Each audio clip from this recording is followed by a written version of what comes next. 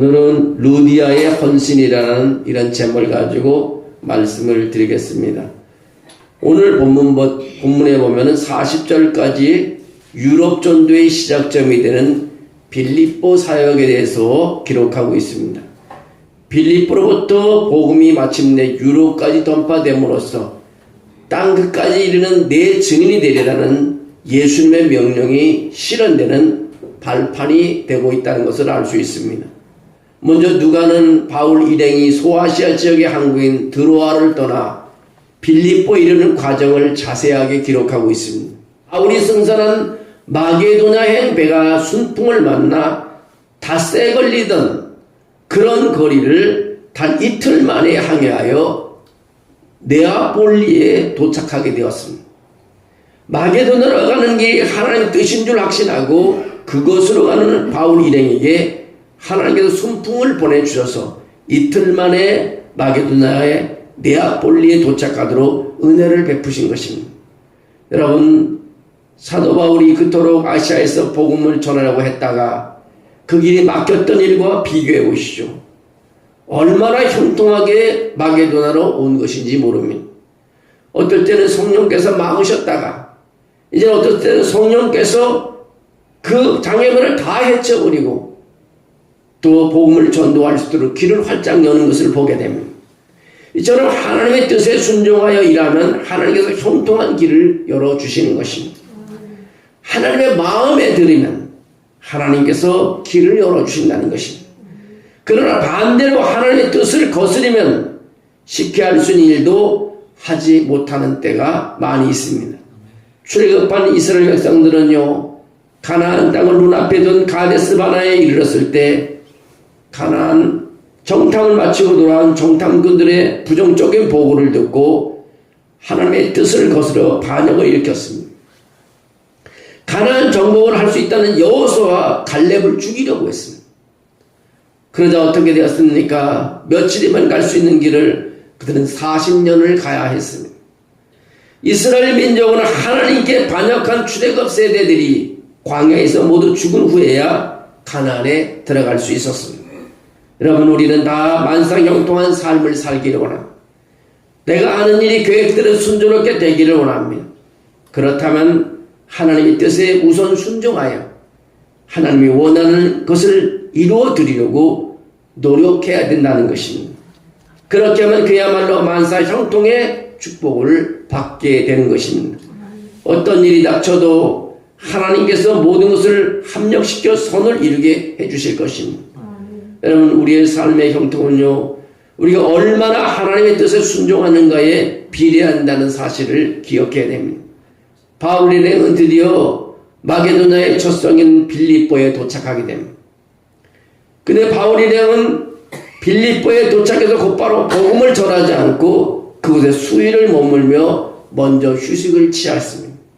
근데 한편으로 바울 일행의 이런 행동이 이해되지 않는 면도 있습니다. 마게도냐 사람의 환상을 보고 복음을 전하기 위해서 곧바로 급히 배를 타고 온 그들이 도착한 후에 바로 복음을 전하지 않고 수일 동안 휴식을 취하는 것은 한편으로는 납득하기 어려운 일이었습니다. 그러나 여러분, 항상 일에만 몰두한다고 능사는 아닙니다.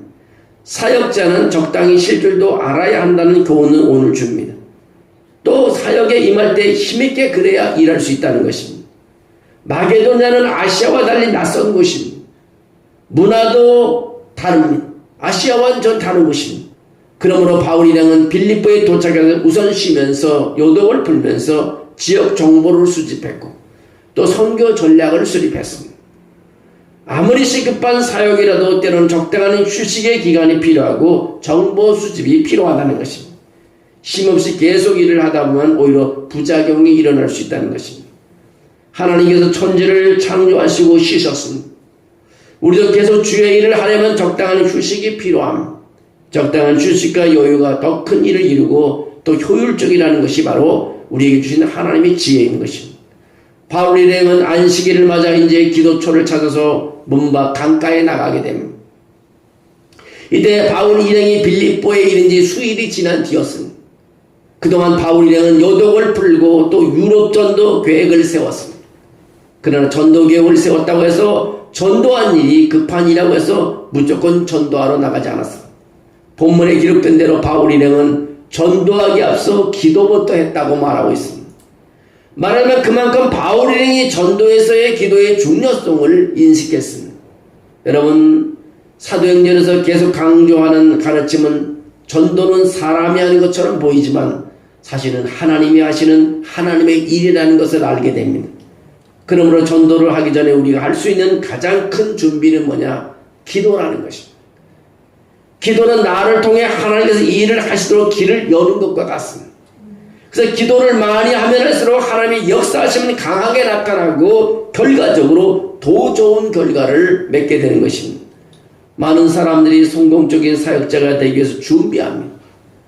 헬라어와 히브리어를 공부하고 영어를 공부합니다. 각종 세미나에 참석해서 정보도 수집합니다.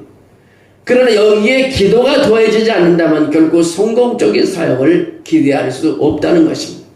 이런 준비 이전에 충분한 기도가 있어야 성공을 할 수 있다는 것입니다. 종교개혁자 마틴 루터는 한창 종교개혁이 진행 중일 때 이렇게 말했다고 합니다. 나는 전에는 1시간밖에 기도하지 않았으나 지금은 너무 바빠서 3시간을 기도한다고 그렇게 말했다는 것입니다. 루터의 이 고백은 하나님의 일을 하는 데 있어 기도가 얼마나 중요한지 단적으로 보여주는 것이라고 알 수 있습니다. 하나님의 일을 하기 위한 기도 동력은 바로 기도인 것입니다. 그럼 우리는 충분한 기도가 없으면 실패할 수밖에 없습니다. 하나님의 일을 할 때는 무엇보다도 먼저 기도에 힘써야 한다는 것입니다. 바울은 거기서 믿음의 사람 루디아를 만나게 됩니다. 학자들은 이 루디아의 그녀의 이름이 아니라 바로 그녀가 출신 지방을 나타낸다고 말하기도 합니다. 그러면서 그녀가 빌립보 교회의 중추적인 인물이었던 유오디아와 순두계 두 사람 중에 하나일 것으로 추정하는 학자도 있습니다. 성경의 기록에 보면 이 두 사람은 빌립보 교회의 기둥으로서 바울의 큰 협조를 한 사람입니다. 그들은 바울과 멍에를 같이 진자라는 칭찬을 받을 만큼 헌신적인 일꾼이었습니다. 그들은 바울이 로마 감옥에 있을 때도 도와주었습니다. 여러분, 감옥에 가보시죠. 다 떠나갈 겁니다. 근데요, 바울과 함께 멍에를 끝까지 함께 진자라고 말하고 있습니다. 여러분, 귀한 믿음의 사람은 뭐냐? 기도한 것이 있을까? 이를 기도할 곳이 있을까? 물으려고 부심고 전한 복음으로 인해 오늘 루디아라는 여인을 만나게 됩니다. 우리 여기서 또 한 번의 때를 만나든지 못 얻든지 복음을 전해야 된다는 것을 느끼게 됩니다. 하나님께서 역사하시게 된 것입니다. 오늘 위대한 일은 위대한 순간에 일어나는 것이 아니라 일상 믿음 안에서 발견되어진다는 것입니다. 바울은 기도하는 것에서 또 나가서 사람을 만나 복음을 전하다가 루디아라는 여성을 만나게 됐습니다. 이어지는 본문에 그 복음을 받아든 루디아의 행한 일을 15절에 그렇게 기록하고 있습니다. 먼저 루디아는 그와 그 집이 다 세례를 받게 만들었습니다. 세례를 받는 것은 성도가 되었다는 것을 의미하고 있습니다. 바울 일행을 그리고 접대했습니다. 그동안 바울 일행은 비싼 숙박비를 물고 영안에 기거했었습니다. 성도비도 부족한데 영안에서 머물러 전도하는 것은 걱정스러운 일이 아닐 수가 없었습니다. 거기다 유럽에는 아직 교회도 없고 바울 일행의 선교비를 줄 성도들도 없었습니다. 근데 루디아는 이 사실을 알고 내 집에 들어와 유하라고 말하는 것입니다.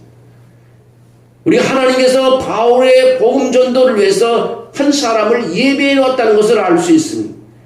자기 집을 유럽 선교 본부로 쓰라고 루디아는 말하는 것입니다. 숙소를 제공했다고 말하고 있습니다.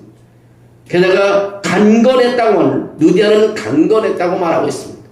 그냥 해보는 말이 아니라 자기 집을 사용하라고 강건했다고 말하고 있습니다.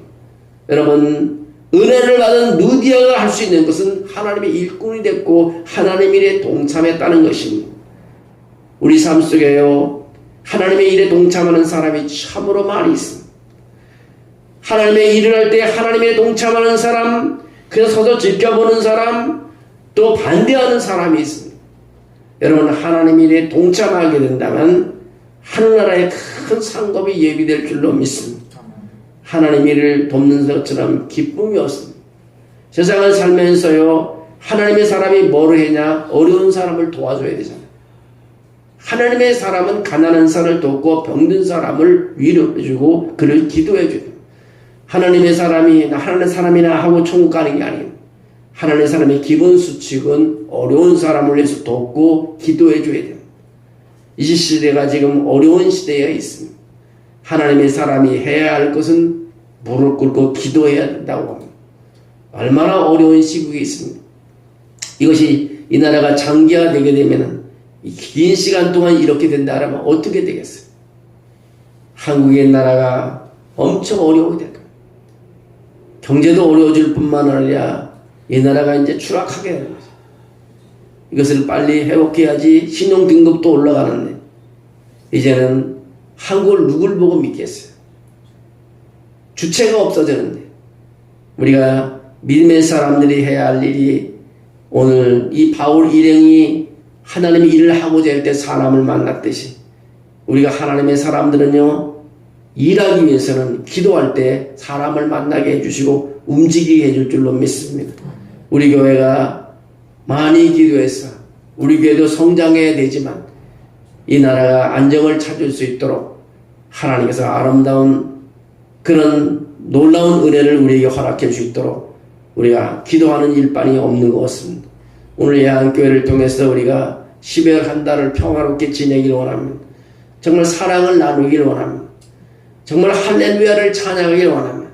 캐롤송을 마음껏 부르는 그런 성탄절이 됐으면 좋겠습니다. 그것이 바로 우리 교회와 이 나라와 이 민족과 우리 가정이 행복해지는 것이 아닌가. 2024년이 그냥 이렇게 어둡게 지나가게 된다면 우리 모두가 죄인이 될 것 같습니다. 여러분 우리가 새벽이든 모임이 있을 때마다 기도해서 이 나라가 빨리 회복될 수 있도록 기도하는 일에 우리 게을리하지 않기를 주의 이름으로 축원합니다. 오늘 우리가 말씀을 루디아의 헌신을 통해서 이제 유럽의 새로운 복음이 전파되는 것을 볼 수 있습니다. 하나님 한 가지 교훈을 주는 것은요, 이 복음을 전하다 보면 하나님이 사람을 만나게 해주신다는 것입니다. 사업도 마찬가지입니다. 기도하고 하다 보면 하나님께서 사람을 만나게 해주십니다. 또 여러분 어려운 것도요, 맨날 우리 힘으로 하려고 그러지 말고 하나님의 기도하면 하나님께서 예비해 놓은 것이 있습니다. 부족한 것이 있으면 하나님께서 채워줄 줄로 믿습니다.